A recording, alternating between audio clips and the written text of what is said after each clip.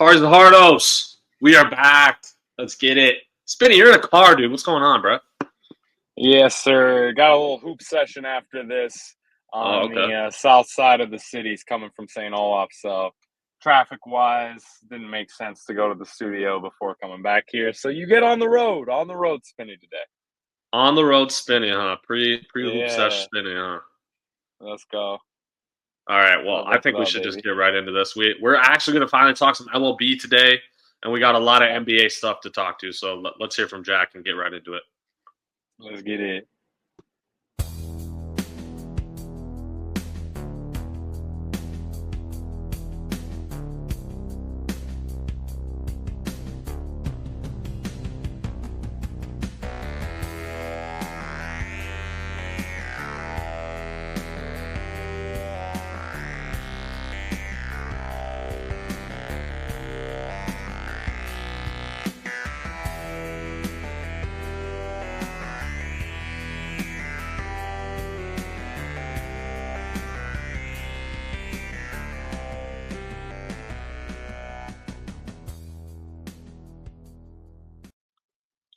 Parties and Hardos, this is actually our 150th total episode to include our specials and our shorts, along with our hard-headed series. Of course, this is episode 115. Our 150th total episode. Spinny, how does it make you feel, man? That's crazy to me. That's crazy. Low key, like when we started this bad boy, I didn't know if we'd make it this far. So I it's know. nice that we're still in it. We're still putting out eps and doing our best to give you some good sports content. So thanks for everyone who stuck with us through all of Facts. it, through the ups and downs, the audio issues, the platform issues, the Wi-Fi issues, the everything. The 2.5-month hiatus we just took. Facts. But Everything. we're on the up and Literally up. everything. We're back to it, and let's get after it. I can't wait for this bad boy. Yes, sir. So we're going to talk some MLB, just some early season surprises, just what we've noticed so far throughout the season. Teams are about 35 games in, about 22% of the season, so still huge chunk of the season remaining, obviously. We're also talk some playoffs and some award predictions too, since we haven't talked MLB at all yet. But Spinny, give me one of your surprises, good or bad. You can go whatever route you want here. Ooh, this is a tough one. There's been a lot of surprises so far in the MLB. I'm gonna go. Where am I gonna go first? We're gonna go with a good surprise. I want mostly good surprises here, so you're gonna have to go to bust for Yes. the negativity as usual.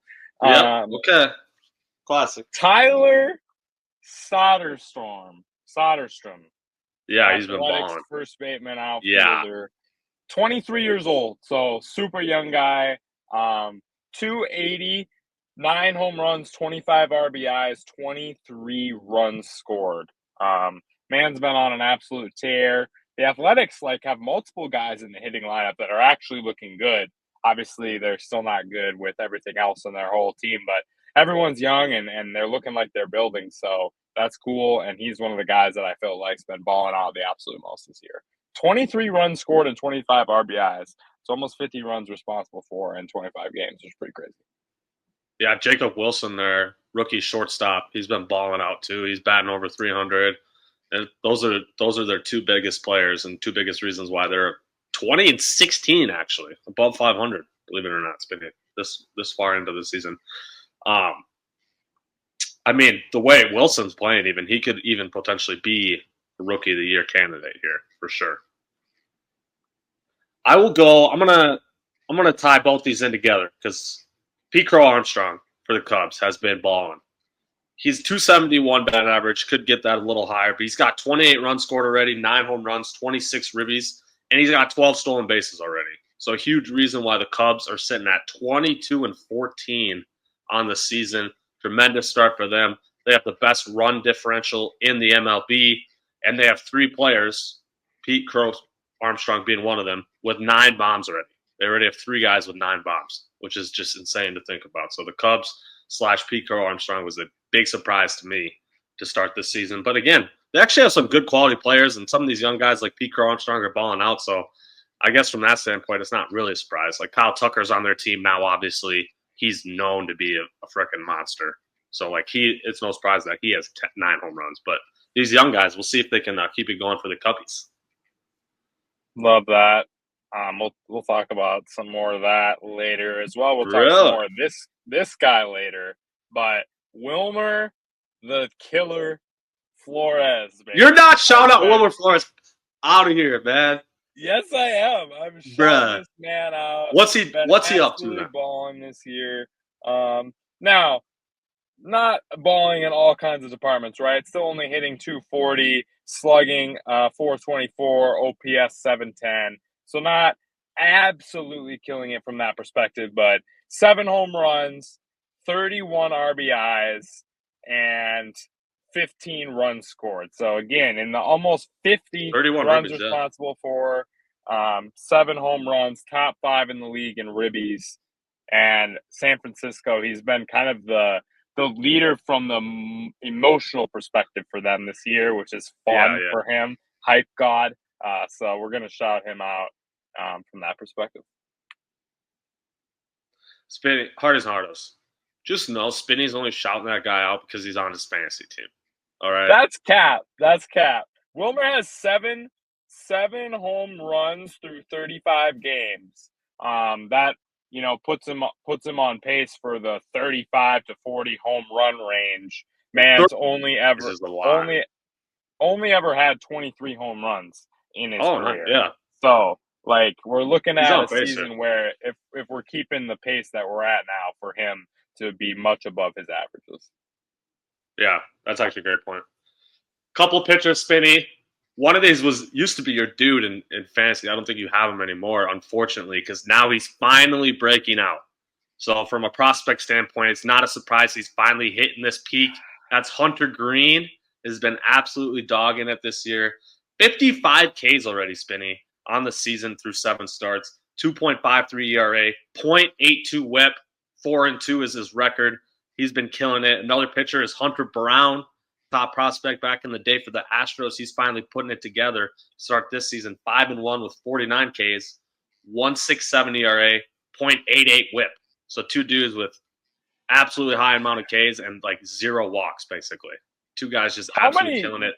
How many years in a row do you have Hunter Green on your fantasy until this season? That's at least 3 or 4. At least his whole career up to this season. Literally his whole career, yes. And then I don't have him this year, and he absolutely goes off. That's the most classic Spinny behavior I have ever seen. I'm going to shout out an old head who I thought was going to be an absolute bust this year, but still has somehow kept it up and been alive, and that is Chris Bassett. 2 ERA, that dude's crazy. 1.15 WHIP, 43 Ks through his 7 total starts this year. So absolutely aggressive behavior from him, and we've seen some up and down seasons from him recently. So I just was very surprised to see him still pitching at this level at this point. Yeah, for sure. 44 Ks. That's a good amount for someone his age too. That's impressive. Well, let's flip it over to the bad then, because I gotta diss this man's who finally actually isn't on my fantasy team anymore. So I'm not gonna get too upset with him. But Sandy Alcantara, what the heck? Did this dude forget how to pitch after his Tommy John surgery, Spinny? I honestly don't understand what's up with this dude, because he went from the filthiest MFer in the league to an ERA that is not playable. Oh, well, here's the ERA. It is 8.42, Spinny. 8.42. 8. He only has 23 strikeouts in 7 starts, Spinny. 23 in 7 starts. He's 2-4 and also has a 1.61 WHIP. What? Sandy Alcantara. This dude won Cy Young a couple years ago. This dude had the nastiest stuff in the league. Nastiest. A lot of honestly, we've been seeing lately, a lot of pitchers bouncing back just fine from Tommy John. But Sandy, he has not found his stuff yet, to say the least. This is a brutal start to the season for him. And Devin Williams, man, Spinny, talk about a guy who was projected to be one of the best closers in the MLB this year. He already got demoted. He's not the closer right now. And now he obviously could become the closer again. There's still, like I said, to start this segment, we're only 22% of the way through the season. But he has a 10 ERA. is like 10.01 or something like that. 1.97 whip. Devin Williams prized Yankees possession in the offseason. I did not see that coming. I think they're throwing Luke Weaver now as their closer, who used to be a starting pitcher. So yeah, crazy. That's insane. Hopefully, well, if he didn't play for the Yankees, I'd say hopefully he figures it out. Right. I like Devin Williams. Yes. And I feel like he got a rough spot behind Joshy for all those years. So I'd like to see him be successful. But yeah, it definitely hasn't been good from him. I do have one good shout out I want to mention, and that's because I'm not mentioning this man later. So I have to mention him now for being good, because there's no way I can just let it go without him being mentioned. Who? And that is Mr. Yamamoto pitching for the Not Dodgers. mentioning him. Okay. Not mentioning him. All right. Not mentioning him. 0.9 ERA, 0.93 whip, 50 Ks through has not gone less than 5 innings and has not given up more than 5 hits on any of his 7 starts this year. So quality start in all 7 starts then. You got a QS now. That's insane. Yep. Mo given up 4 earned runs total on the season in 7 starts. 4 earned runs and only 13 walks. 49 Ks, 13 walks, only 4 earned runs. Good ratio. So, absolutely crazy performance from him. Sorry, just had to glaze a little there for a minute. That's crazy that you're not going to mention him later, because this guy might be. All right. Do you have any more surprises? Otherwise, I have to ask you something here, Spinny. That's my I don't. Let's hear it. What in the hell is going on with your Orioles, man? Oh, okay. 13-20. That was my biggest bad surprise as from a team standpoint. 13-20. Yeah. Their team average is worse than the Twins. Their team batting average. It is 227. On base percentage is 297. And under 300 on base percentage with some of the guys they got on that team. I mean, what is this? Just a classic early season slump? They're going to get it going, or is there more to this, Spinny? What do you think? There's been a little bit of injury, right? Gunner's been out. Gunner missed some games. Westberg's missed some games. There's been multiple guys in and out of the lineup, so I think that could be part of it as well. But it doesn't look good. They just can't put bats on balls right now. It's from a weird perspective. They just can't. The pitching hasn't been horrible. Let me get the stats for you really quick. See if I can pull them up. Sorry.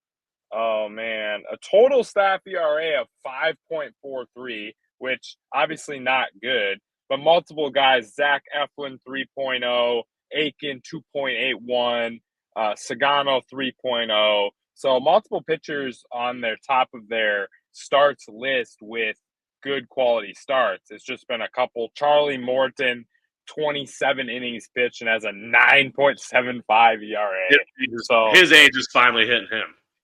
Yes. So a couple bad starts and just a lot of bad hitting. And I think they can overcome it at this point still. But, yeah, it definitely hasn't been a good start. I thought you were going to negatively shout out my guy, my biggest MLB guy. Come on. I'm drawing a blank. Lefty in the Lefty Stadium. Thought he was going to absolutely ball out on this new team that plays into what he does well, exceedingly well. And man's hitting like 190 right now currently. Who is it? I'm drawing a blank. Cody Bellinger. Bellinger. Wow. Yeah, you're right. Yeah, and Yankee State. Yep. That is bad. Just been super good. Wow, I'm going to do the Who Am I as Cody Bellinger for our next trivia and absolutely cook you. Please don't. Apparently. Yeah, whatever. It's been a while since we've done trivia. We should probably do that on F-116. Thanks. One last quick comment, and we'll talk about playoffs and award predictions here. Rockies are the worst team in MLB, not the White Sox. That was a slight surprise. I knew the Rockies would be dog shit this year, but they're 6-28, spinning with a negative 89 run differential already on this season. So it's a lot of pain for people out in Colorado right now. That's like 3 runs a game. They're losing by like 3 runs a game. That's what I'm saying. That's insane. Yeah. We just started the month of May, and they're already almost 100 runs less than their opponents. Like, what? 6-28. Yeah, it's gonna be a long year for you Rocky fans out there. That's for sure. All right, playoff Spinny. AL. I'm gonna just say mine right away. One Yep. seed Yankees, 2 seed Tigers, 3 seed Mariners, wild card Red Sox, Orioles, Royals. Those were the 6 teams I went for the AL. Where we disagree, and I know you had to have some. Wow. That's crazy. Yanks, Tigers, Mariners are my top 3 as well in Okay. that same order. I will say as well, you can believe me or not, but I wrote these on April 18th. So these are All my right. opinions also from about 3 weeks ago. So there might be a little difference in there. I have the Orioles as my 4 and the Rays as my Rays. 5, and then Houston in as the 6th team Okay. for me. Yep, I could see that for sure. Yeah, I could see that. I mean, I only went to one West Coast team. I do think the Orioles will bounce back. We talked about how bad of a season they've had. The names on that team, I just have a hard time believing they're going to figure it out this season and slide in there in the playoffs. Now they're obviously in a very tough AL East, so that plays a factor. I liked having a second Central team as my last wild card spot. This time being the Royals, because last year we saw 2 AL Central teams make it in, and with that that slight change in schedule they had 2-3 years ago now, where you play your division even more than you did in the past. I think that definitely helps a team or a division like the Central that's not very good. So the Yeah. Royals can beat up on the Twins and the White Sox and whatnot. I think they have a decent chance to slide on in there, especially since they obviously have an MVP type candidate player and Bobby Witt on their team, which always helps. Facts. Yeah, I was having a hard time deciding between Boston and that second Boston, between Houston and that second AL Central team. I thought Boston could be in as well, but again, I did this weeks ago when I thought that their hot start wasn't going to continue. They've done better since then. But yeah. So that's why I went with Houston over Boston. Yeah, it is. It's pretty risky for me to not have Houston in the playoffs. I will admit that. So we'll see what happens, because they've obviously been a dynasty these last 8 to 10 years. AL champ, who do you got? I'm going on a whim, and I'm going Red Sox. For no reason, no specific reason other than I just don't think the Yanks are going to repeat. And it's just always MLB that some random team is just going to make it out of there. So I got the wild card Red Sox winning the AL. Agreed. I went with a fun playoff series, and again, I'm picking a team right now that is under 500 to win the AL. But again, I'm with you. I just don't. You're not picking the Orioles, are you? I don't think the Yanks can do it again, and the Tigers I don't trust whatsoever. Your Tigers? My Tigers. I trust them to make the playoffs and be awesome in the regular season and then to choke. And that's similar to how I feel about the Mariners as well. I felt like I had to go with one of my wildcard teams, and I went with the Rays. The Rays in the AL. The Rays. Wow. What? That would be insane. I mean, I think we're thinking pretty similar. I liked your Mariners and Tigers point. I'm totally with you there.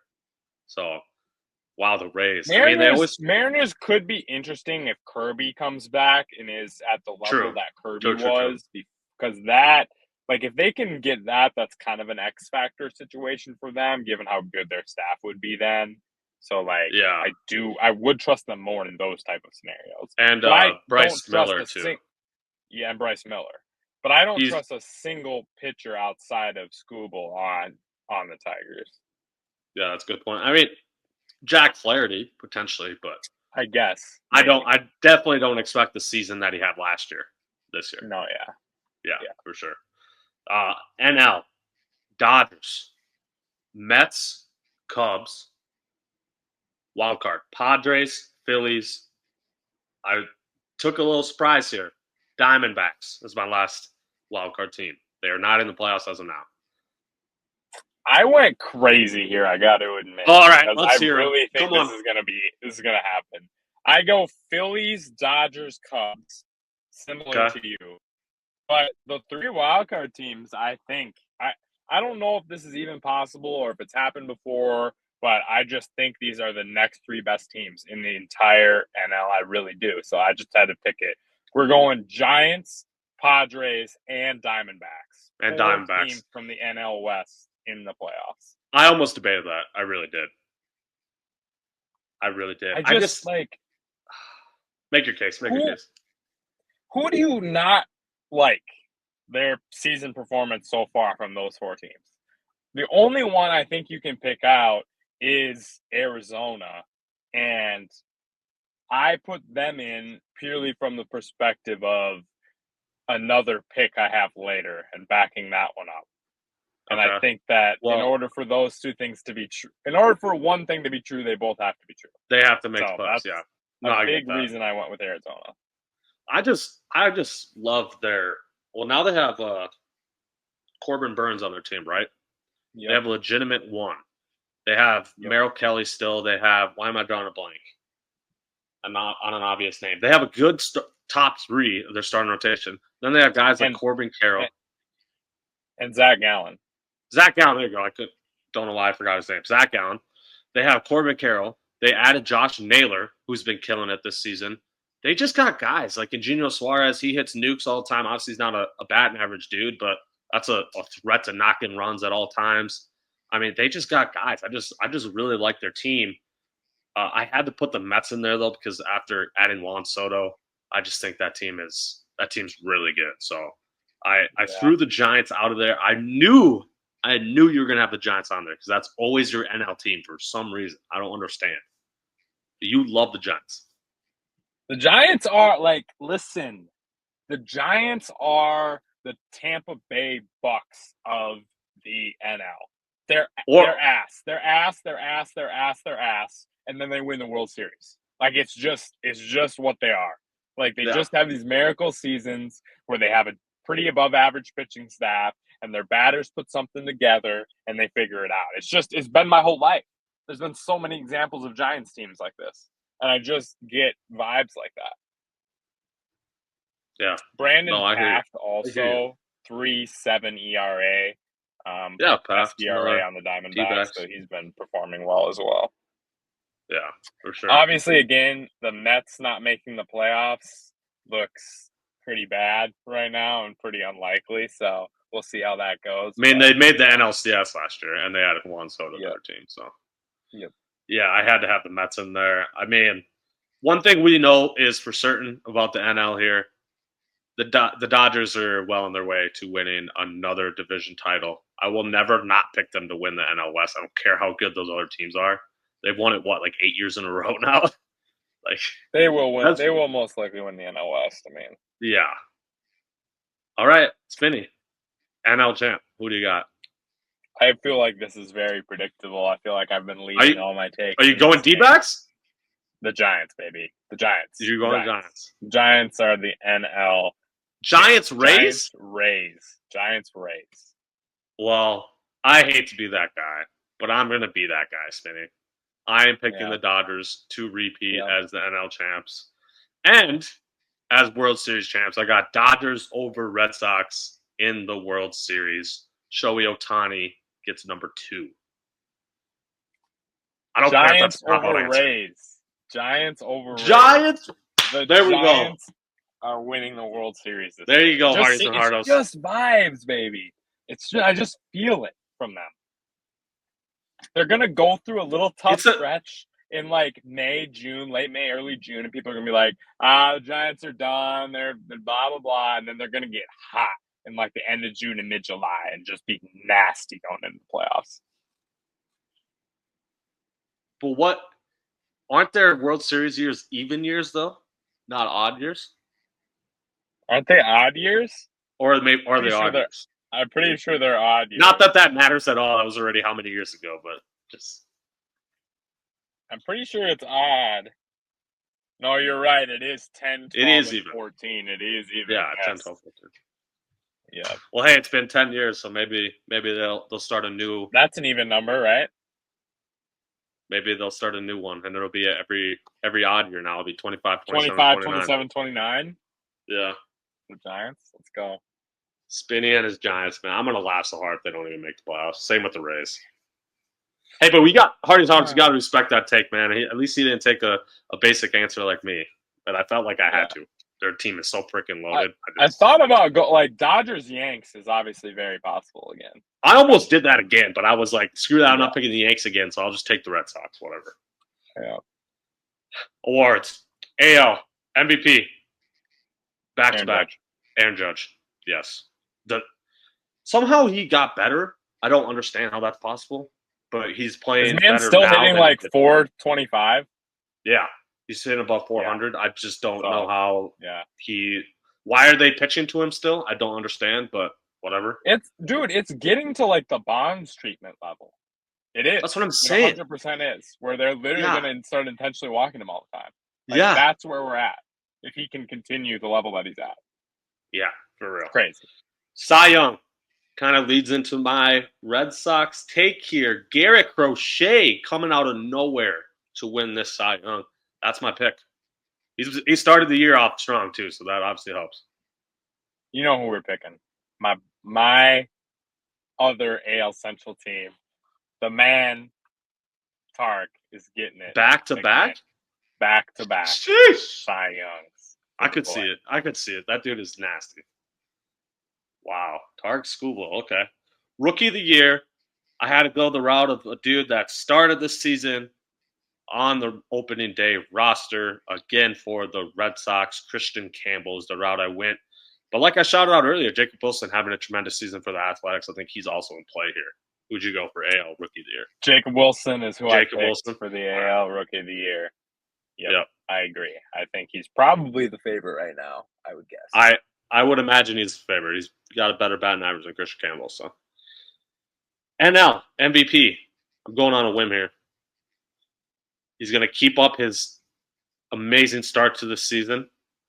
Huge reason why I have them as the number 2 seed in the NL, and that is Pete Alonso coming in and snagging this MVP. Obviously, the biggest worry is Shohei Ohtani just getting it going, and he hasn't had the greatest of starts, but not bad, obviously. But Shohei Ohtani is definitely the biggest threat to Pete Alonso, I think.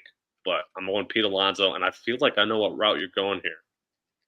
Yeah, what route am I going? I don't know. You said something about D-backs, so you're not throwing out Corbin Carroll here, are you?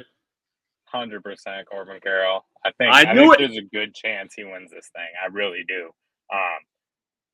Man's got 10 home runs, 27 RBIs. Oh, he's been killing it. So far this season. He's been absolutely killing it. 287, 945 OPS from Corbin Carroll so far this year.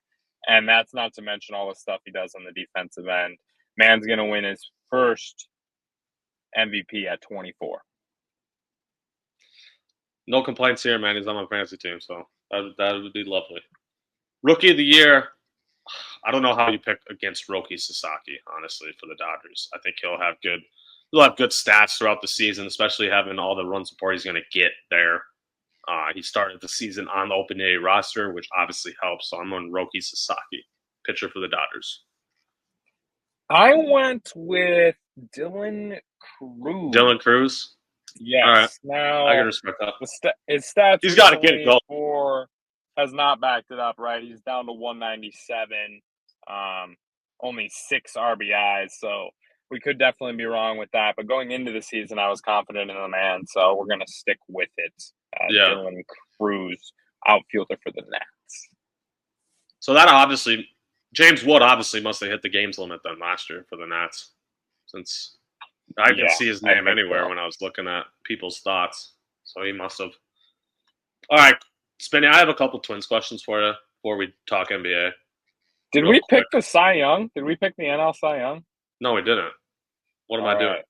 Oh, I already kind of alluded to it earlier. I am taking that guy, and that's Yamamoto.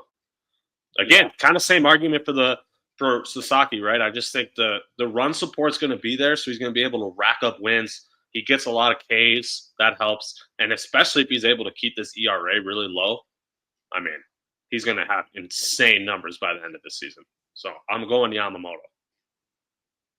A man with more strikeouts than hits given up with a Oh, shit. 1.94 ERA and a whip just above 1.15.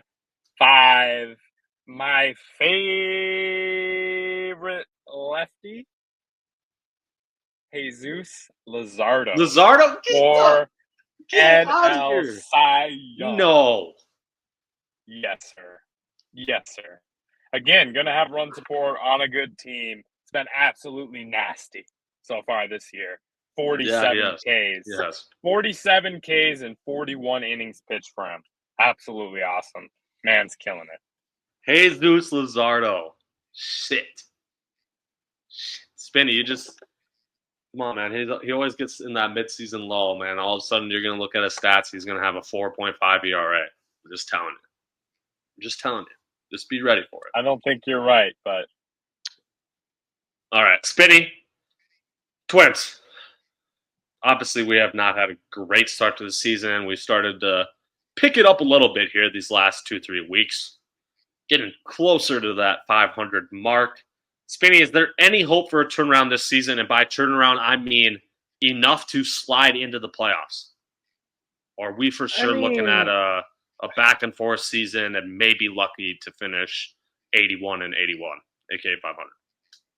I mean, I still think there is playoff opportunities. We have currently one more run scored than we've given up. So yeah, that's not we're good. right at that 50-50 range. Obviously not good, but if you look at the AL right now, there is only 1, 2, 3, 4, 5, 6, 7, 8. Only 8 teams with positive run differentials currently right now, and the Twins are one of them. So 6 of those 8 spots are most likely going to be playoff teams, right? Crazy stat I just want to bring up in backwards to that, because when I was doing this research, I just found it absolutely unbelievable. The Cleveland Guardians are 20-14 and have a run differential of -23.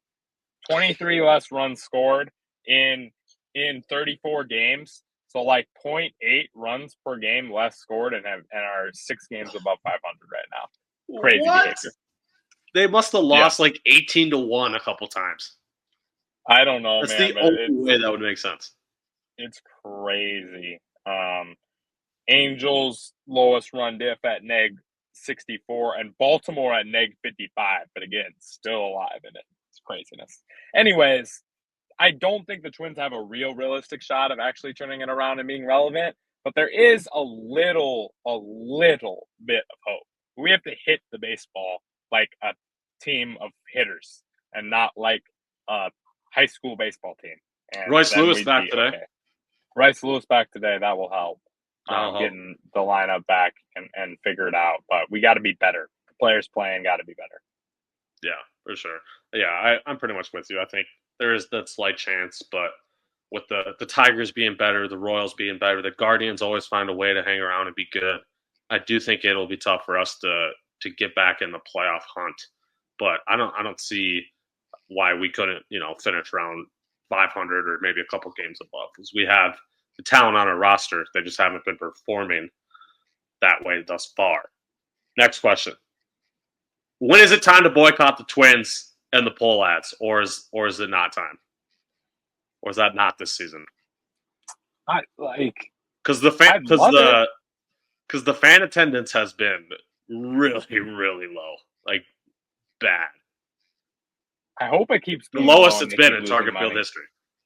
Good, good. That's what you get. That's what you Literally, get. that's when what they you act how get. they act, and when you don't care about winning, and when you make it only about making money. If you want to go make money doing something, do something else. Sell the team and go make money investing or do whatever you want. Like, don't own a pro sports team if only making money is your only look at how the business is. And it's like your only look at the business. It's just it's with pro sports. You're more than likely not going to be making money. Like, that's how it goes. Or the money you're going to make is going to come from winning championships and all the endorsements, all the crazy shit that comes from that, not from this penny saved, penny earned bullshit, right? Correct. Like, that's yeah. Yeah, no, it's ridiculous. I just wanted to ask that more as a joke, because I don't think I'll ever boycott my own state's team, but the poll ads are just it's starting to really, really get on my nerves. We've been talking about them on this pod, the entire pod's existence, but it's like getting to a breaking point where I just can't handle these dudes anymore. I know. They're terrible owners, ridiculous owners. Last question for you, then we'll jump to NBA. I saw an article today, Jeff Passan, MLB senior insider, obviously, for ESPN. He said he named a bunch of players in the article, not just these two guys, but he said he could see Joe Ryan and Pablo Lopez both getting $100+ million contracts when their extensions are due here, I believe next year or maybe 2 years from now. I can't remember. Do you think that's fair for those guys, or what do you think? I personally think it makes sense. Pitching is a huge demand, and that's not a ton of money in comparison to what we've seen other, stars get. I think that is SP2 money right now, and both those guys. Pablo is an SP2 in my opinion. Joe is an SP2, SP3, but there's so much potential there. So I just think those guys are going to get SP2 money. They just really are. Yeah, I think they're probably worth it. I mean, they're still somewhat on the younger side. They're not like it's not like they're 34 or something like that. So I think they're probably worth that money. But are the poll ads going to pay that money? No, I don't know if we're going to get them for that money, but someone's going to give them that money. Yeah. All right. Yeah. Do you have any other MLB or Twins thoughts, or otherwise we'll dive into these playoffs here? Let's get to the playoffs. Yeah, let's do it. All right, Thunder, Grizzlies. We don't need to talk about that. That was a blowout as we expected. Did you see Ja's comment though about how he has the Thunder figured out? That's ridiculous. Shut the hell up, Ja. You're terrible. All right, 2-7. Again, we said this on the playoff preview. I don't know why the hell I thought I could pick the Rockets in a Game 7, but I did. It turned out to be the Warriors, obviously. So I think that one pretty much went the way we thought it would. 3-6, Spinny. Now this is where you get a chance to try to defend your actions and your words since you always pick against the T-Wolves. Like, come on, bro. You picked the Lakers. What's that say? What's that say down there? Yeah, look at that. That's what I'm saying. He always has to spin it. He hates Minnesota teams. Look at my headline. Don't look at his. Look at mine. No, what's that say, baby? Master of motivation. Yeah, exactly. That's crazy. Just like last time. Listen, we've had 5 playoff series in the last 2 years. Four playoff series. Sorry, 4 playoff series in the last 2 years. And the only one we've lost is the time I picked the Wolves. So you can call me crazy. You can call me superstitious. You can call me whatever you want. I'll call you a hater of Minnesota teams. The Wolves listen to this pod, and they know the master of motivation is here to keep them in check and keep them ready to go, baby. And just like last time, we're going to pick the Warriors in this series as well. We're going to go in 7. For going forward. I know we're jumping ahead, but the master of motivation is getting an early shot at these Wolves, baby. Warriors in 7. I can't believe this guy. But I can't believe this guy. The jinx. We have to pick against the Wolves. Come on. I can't believe this, dude. I literally told you that last year, too, and you're like, nah, I'm still picking them over the Mavs. Insane. But I couldn't come up with an argument. For the Mavs, and then they blew my mind. So this time, there is arguments afoot, like Steph and Jimmy, but I still think the Wolves are going to be really effective down low and physicality and guys like Jaden going to the rim. So I think that'll be a hard one for Golden State. Sorry, got ahead. Let's go. No, that's not okay. Nuggets Clippers obviously was a tremendous series. That was very fun to watch. Spinny, man, I tried telling you and Ben, I am never picking the damn Clippers until they actually show me it. Now, it was a good series. It was close until Game 7. That was a brutal blowout. But what'd you think about that series and how it went down? Yeah, I mean, I shouldn't have picked a team with James Harden as their second best player in a Game 7. I texted this to you today, and I had to look it up multiple times to, actually fact check it. But I've seen it and looked it up and been through Basketball Reference multiple times. James Harden has 55 playoff games with under 4 field goals made. 55 playoff games with under 4 field goals made. That is disgusting. 55. 55. 60% of a whole season just of playoff games under 4 field goals made in. I wish I picked the Clippers. You don't have to look it up, but I wish I knew how many total playoff games he had, so I knew what percentage it was, because I'm sure that's also very high too. Let me get that while you go on to the next series or talk about this one more. All right. Well, let's just now we'll reach back and okay, go for it. I got it. 173 playoff games. So we're talking about 1/3 of his playoff. Almost games. A third of his game, bruh. Yeah, 30% of his playoff games he has under 4 field goals. Is 90 and 83 in playoff games. So only at that 500 level in playoff games. Also averaging 22, 6.5, and 5.5, which for his career, if you take out his first 2 years in OKC when his role wasn't as big, you take those years out, playoff averages of regular season averages of 25, 5.9, and 7.5. So 25, 6, and 7.5 goes down to 22, 6, and 5. And all those games with under 4 field goals made. And yeah, great. Not to mention the percentages way down. Yes. And turnovers probably way up. That's insane. Let's just jump to that next series then. Nuggets, Thunder, as we saw last night in an amazing game. Honestly, it was a very, very well played game, back and forth. It was fun to watch. We saw the Nuggets take down the Thunder in surprising fashion in Game 1 off a Ant Gordon game winner with 3 seconds left. Now, my pick for this series was, hard as hard. I was just so y'all know, Spinny and I texted each other our picks before these games started. I said Thunder in 6. I did not think there was any chance, if I'm being honest here. I didn't think there was any chance after playing 2 days ago that the Nuggets would go into OKC and win Game 1. So now I'm kind of confused about this series. I don't know what your vibes are, Spinny. I'm obviously going to stick to my guns and stick to Thunder in 6, but I did not expect that Game 1 loss last night. I think Thunder in 6 as well. I think the Nuggets played very well last night, brought a good Jokic was just fucking unreal. Yeah, Jokic was unreal. MPJ actually hit a shot or two.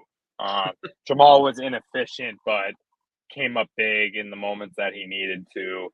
So I agree. I'm going to go Thunder in 6 as well. I think they make this happen, but 3 of those 4 road teams winning Game 1 have made a lot of these series interesting. The Chet, Jokic, Hartenstein situation also is going to be weird. I wish and I hope going forward they'll give Hartenstein more on Jokic minutes and Chet less on Jokic minutes. I think they need to do that similar to how the Wolves did with Cat and Rudy, and have Chet as a more off-the-ball, roaming, blocking, coming in right as a second guy. He's just too Jokic. small. Yeah.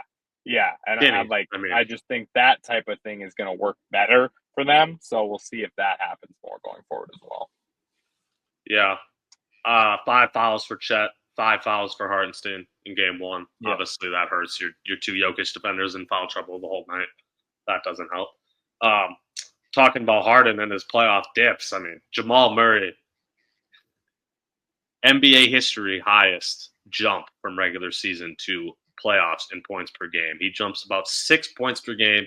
He'll obviously be a huge X factor in the series. Like you said, he was inefficient last night, but they still were able to pull it out.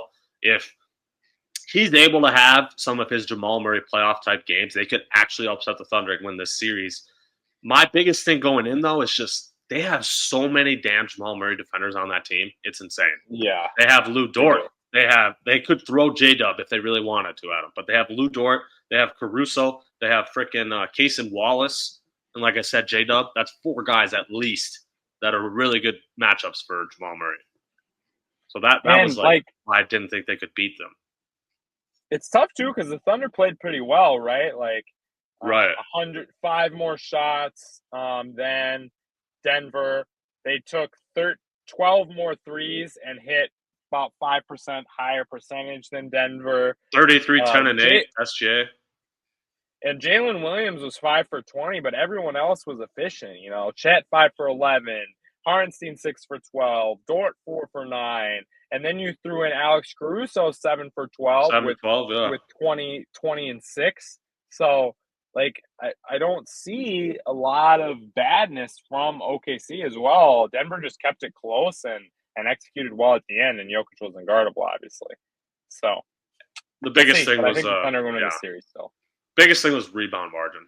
They got murdered on the glass. 63 boards to 43 for the Thunder, plus 20 on the glass for the Nuggets. Which I get, they're big. They got big bodies. Jokic is a tremendous rebounder, but when you have the depth that the Thunder have, you cannot be getting out rebounded by that much. When the Nuggets essentially play 5 players, basically 6, I guess you throw in Russ. They have no depth at all. Yeah.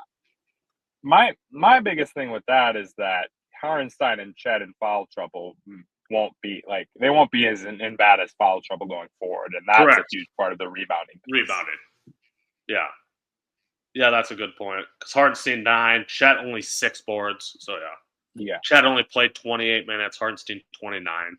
You'd expect those guys to be at least one of those two, if not both, closer to that 35 to 38 minute range. So that'll be a big factor here. That's a good point for game 2 on Wednesday. All right, it's time. Let's talk about it. The other Western Conference series obviously tips off, I should say, tonight. That is the Wolves hosting the Warriors. 6-7 matchup. Spinny, I don't know if you knew this. This is only the 3rd time in NBA history that a 6 and 7 seed have played each other in the second round. That is crazy. That's crazy. That is insane. This is gonna. How awesome is it that we have freaking home court advantage for a second round series as a 6 seed though? That is so freaking lit. That is so lit. I still would have rather played Houston though, I think, and not at home court if I had probably, to pick. But the Wolves, if the Wolves are going to win, they have to take advantage of their physicality and the fact that other than maybe Gary Payton, Golden State doesn't have anybody that can really guard Ant, and we are much bigger and still athletic enough to guard them across the board. Max. Yes. Julius Randle has to do a good job on Jimmy. It's probably going to be a mix of him and McDaniels, whoever that is. We got to do a good job at being containing of him. And Steph, you just have to keep Steph from facilitating the rest of the offense. You have to let Steph try and facilitate the rest of the offense and keep him away from shooting open shots as much as you can. You mentioned this morning on the Al Travis show, just blitzing him off every screen, making those other guys hit open threes and hit the shots they need to hit in those moments, and trying to make Steph more of a passer, the opposite of Jokic theory. Yeah, we just have so many guys, like you said, to match up with their dudes. Like, because obviously a big part of Jimmy's game is kind of that mid-post area. He's going to hit you with, he's going to, be physical, either get you all the way to the rim, or he's going to hit you with a fadeaway jumper. He's not going to be backing down Julius Randle. I'm sorry, he's not. No. Julius is a strong motherfucker. That dude is huge. And then you throw Jaden on him, he might be able to back Jaden down, but the length is going to be too much for him there. Jaden on Curry is a tremendous matchup. A 6'10 guy guarding a 6'3 guy. Now, is he the biggest question for Jaden? Is he going to be able to chase Curry around on the court as much as Curry runs? Because Curry is a nonstop mover without the basketball. Yeah. So that is my biggest worry with Jaden, because sometimes he falls asleep when he's not on the ball. So that is a worry there. But when he's actually on the ball and on Curry, it's going to be hard for Curry to get any sort of clean look when a guy's 7 inches taller than him is guarding him. So I think, too, like, how much can we limit Rudy guarding Curry time? Like, how much of that can we limit? Like, the more that is limited, the better. Hopefully he can be as good as he was against Luka and LeBron and Austin Reeves. Because if he's that level and we're getting the physicality piece, he's going to be on the court.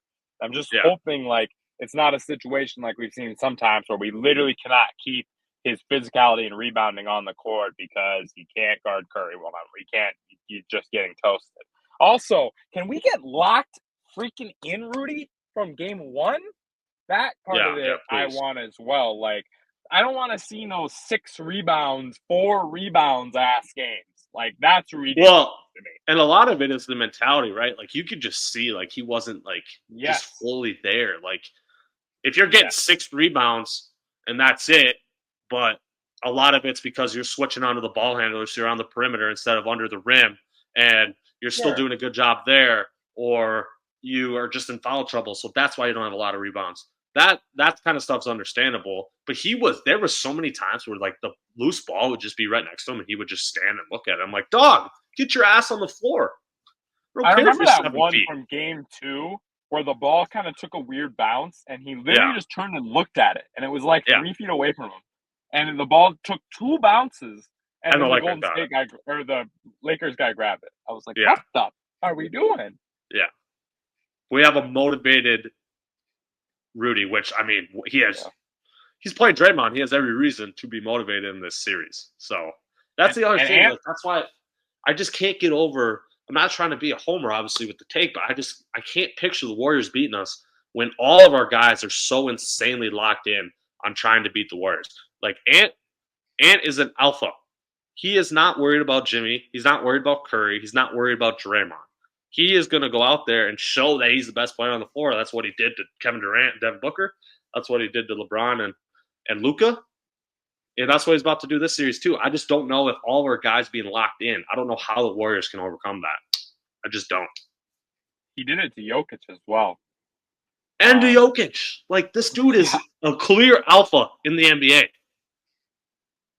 I agree with you. And Ant said it best this year. We fucking want Draymond. They want the Yeah, they Warriors want the so smoke. bad. They They want the wanted the smoke. Warriors the whole year. So I'm very excited. I hope we come out locked in. Hope we come out balling. Obviously, the argument for the Warriors winning is Kerr and Yeah, let's Steph go and through Jimmy. that. Yeah. You know, that's got to be like you said. If Jaden's getting lazy, not following stuff around screens, kind of getting his own world. If we get in foul trouble and we got to throw random guys on Steph. If Draymond gets in anyone's head, like if Draymond gets himself and Anthony Edwards kicked out, that's a perfect situation for the Warriors. Yeah. Get Or them both or kicked out. Let's McDaniels go. or Rudy or like Yeah. literally if he gets anyone Yeah. kicked out with him, it's a win. Yeah. So I think we got to stay composed because Draymond's not like as much as people hate it, it works and he's fucking It works. good at it. He is a So- master intimidator and mind fucker. He's gonna get in your head. So we got to keep our heads, we got to keep focused, and we got to keep locked in on doing our jobs and not get Yes. too focused on how bad we want to kick Draymond's ass and kick the Warriors' Right. ass. We got to stay in that level-headed mindset. Yes, that's obviously the biggest key and shot selection, I'll say it. I mean, we got lucky to win game 5. We really did. We were just settled nation from 3. It was driving me insane. Do not do that against the Warriors, please. You shouldn't have been doing it against the Lakers because they got old man LeBron out there and Luka, who literally can't guard a soul. Yep. We should have been attacking to the rim at will with 0 rim protector behind them. There's no difference here. Now there's a little better frontline coverage from the Warriors, but there is no rim protector. We should be living in the paint. Well, depending on what Looney we get, but yeah. But we should be living in the paint. I mean, statistically, we should probably be plus 15 points in the paint at least every single game. There's no reason not to be, and we should win the rebound battle every single game. So as long as we don't settle, we stay composed, and we just like stay locked in on the defensive end, like you said, like I said about the McDaniels points and whatnot, we will be fine, and we will win this series 100%. But those are obviously big worries. For sure. Yeah, Those big worries. The Wolves have been up and down all season because of those things. So also like Randall, we need last series Randall, not facts. last 100%. 10 playoff series Randall. So that Yes. part of it, obviously, there's a little nerves going about, but he was great, in the first round. So yeah, Well, Jimmy, should we move on to Jimmy the East? Curry, Okay. Jimmy and Curry. I mean, they're good enough to win one, if not two, by themselves. I'm taking Wolves in 5. Agreed. Who do you got? Warriors in 7. I hate you. Motivation. The master, All right. the M of M, baby. All right. Eastern Conference 1-8. Don't really need to talk about it. 2-7. I would say. Question for you: What is there a name that comes to mind that the Magic should target? I think we all know it needs to be some sort of offensive playmaker, right? Preferably a guard. Is there any names that come to your mind? Because like they just don't have enough offense, man. Like you could tell they had decent enough defense to somewhat compete with the Celtics, but they just couldn't get buckets. A few that come to mind. If the Suns decide to blow it all up, Devin Booker is definitely a name that they should 100% be absolutely locked in on. If the Cavs get beat by the Pacers in this round, is Darius Garland a name that they're looking at? Wow. And I think they'll probably pick Mitchell over Garland in that scenario. But whatever guard that, like, if something changes, it's going to be one of those two. And whoever that is, I think, is a Magic target as well. Those are a couple guys right off the bat. Who knows if they'll be available, but it's the NBA. So, yeah. And also, I think that's a great Jalen Green, point. even? Jalen Green? Is that a guy that they can target? Again, are you going to put him and Powell, 2 non-shooters, on the court together? We'll see. Do you like his shot selection? It's been pretty crappy, but but that's another guy maybe on the lower end. Yeah, I think that's a great point. I do think if the Cavs lose this series to the Pacers, that they might make some big changes because they've kind of been peaking at this second round for a while now. So I could see them switching that core up for sure. That's a good point. 3-6. Knicks Pistons. Well, I think that was a lot closer series than any of us envisioned. Wow. Shout out to the Pistons, man. If they had any other person with Cade, they could have actually made that upset. I was very impressed with the Pistons play, especially most of their team. That was their first playoff experience ever. So you could tell this was Cade's prove it year. You could tell. You could tell the whole season, every bit of it, that he's like, oh, you guys think I'm going to be a bust, huh? Okay. You think I'm injured too much, huh? Okay. We'll see. Let's go. Yeah, we'll see. He just had that Pistons mentality the whole year. And I agree. Like, they're going to be going after Kevin Durant. They're going to be going after, like, a Devin Booker type if he's available. They're going to be going after, I even think Giannis could be a potential gigantic target if that situation blows up as well. Obviously, a lot of assets, a lot of young players. So I think there's multiple scenarios where the Pistons are going after somebody in this offseason.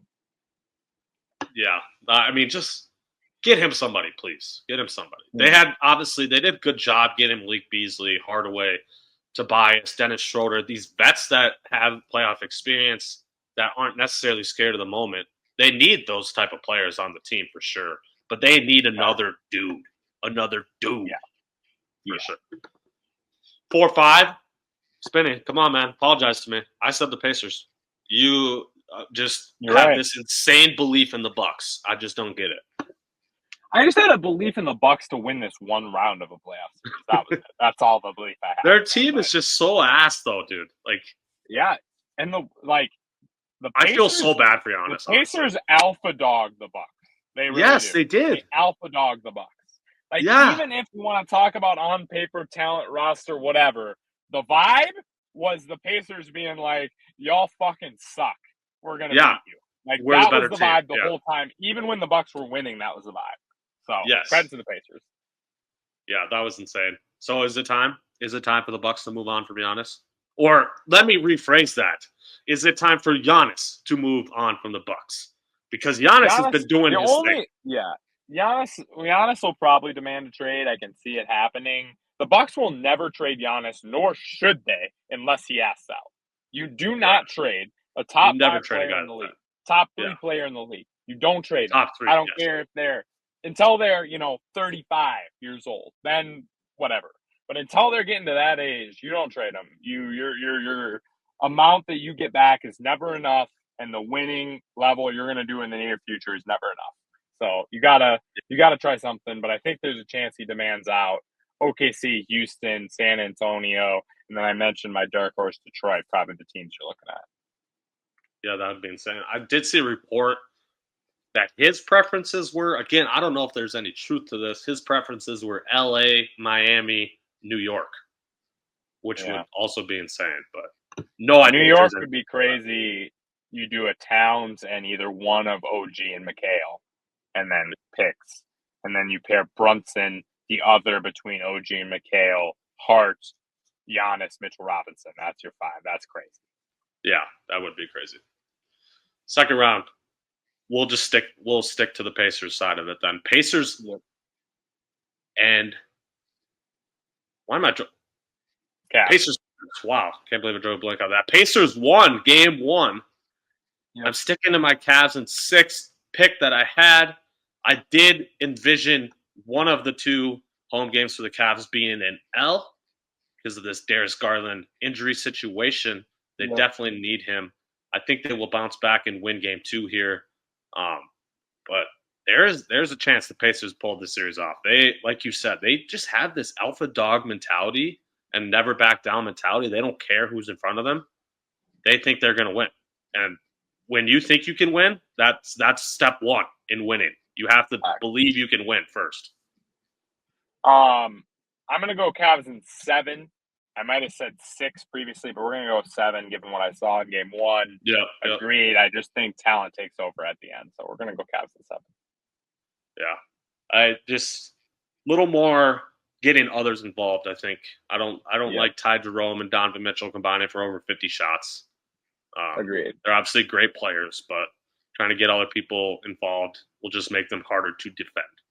So I think that's definitely a point of emphasis for the Cavs here going into game 2. C's, Spinny, your C's got taken down, man. What's going on there? 45 missed threes. That's what's going on. I said season 5 going in. I got season going 6. to stick with that. I am going to go season 6. You made a good point last night. They will choke 1, which they did last night. Which they just did. Jalen Brunson will win 1. And then we'll have 4 from Boston, I believe. I don't. They're not missing 45 fucking threes again. That's for fuck's No, they're sake. not. So Yeah. New York's going to have to step up more to beat them in that scenario. Brunson can also play better than he did last night. He was pretty good down the stretch, but definitely could be more Brunson that we've seen this year. So I think he'll win 1. I think the C's win 4. I think it ends up in 6 for them. And I just want to mention, everyone that's hyping Cavs and all the stuff going in, it's looking better and better for Boston winning the East every single game I see. Because the Cavs are looking like they're having trouble with, and I know the C's just lost, but that was a fluke. You missed 45 threes. The Cavs are looking like they could have actual trouble with Indiana, and Indiana's definitely not even coming close to beating Boston. So I don't know. It should be interesting, but I'm liking how it's going from that perspective. Oh, and also, I forgot to mention this earlier. Let's not forget that Spinny not only picked the Lakers over the Wolves, he had the Lakers in the NBA Finals. Okay? So take your L, because that is a bad L. Your NBA Finals runner-up was a first-round exit in 5 games. That's embarrassing, man. Come on. Yep, there you go. All right. I appreciate it. All right. My winner's still left, though, baby. Your winner's still left? Yeah. Ain't gonna let me down. No, I totally agree, though.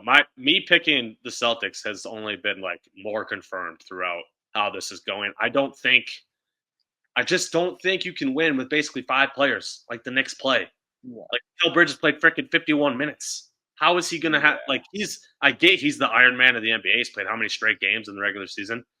But how is he going to, and the other guy's going to have the legs to play this long of a series after they couldn't even finish off the Pistons early? I don't see it. And like you said, Cavs can't even handle the Pacers apparently. How are they supposed to be able to take down the defending NBA champions? So also last night, Porzingis' illness only played 14 minutes as well. Exactly. So that was all that without Porzingis, who, as I've said 1,000 million, kabillion, jillion times in this pod, makes the Celtics a much different and much more unbeatable team. Yeah, for sure. All right, there we go. I had C's in 6, Cavs in 6, Thunder in 6, Wolves in 5. Come on, man. Bring your ass. Bring your ass, Spinny. baby! Let's go. Chuck. Bring your ass. Let's go. All right, Hardies and Hardos. All right, Thank y'all. you for Yes. watching and getting us to 150 total episodes. Appreciate you all. And even though I picked them, F my take integrity. Let's go Wolves, baby. All right. Respect. All right. See ya, y'all.